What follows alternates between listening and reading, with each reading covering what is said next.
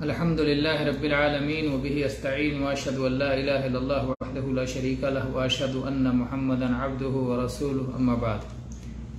جب انسان سفر کی حالت میں ہو تو بہت سارے نشیب و فراز آتے ہیں۔ بلندی کبھی اوپر چڑھنا ہوتا ہے بلندی پر، اور کبھی نیچے وادی میں اترنا ہوتا ہے۔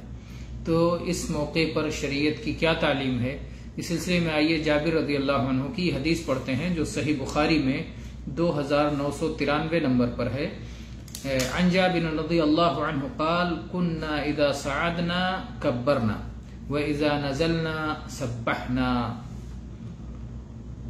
جابر رضی اللہ عنہ فرماتے ہیں کہ جب ہم بلندیوں پہ چڑھتے تھے، اونچے راستے پر جانا ہوا، اونچی چڑھائی پر چڑھنا ہوا، تو ہم وہاں تکبیر کہتے تھے، اللہ اکبر۔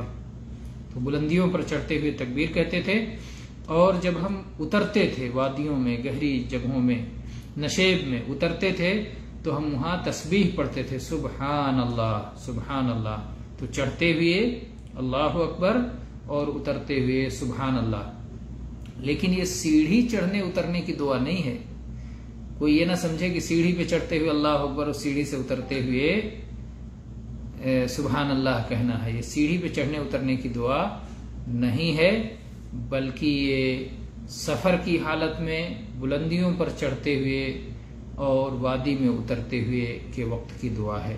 واللہ تعالی عالم، والحمدللہ رب العالمین، وصلی اللہ علی نبینا وسلم۔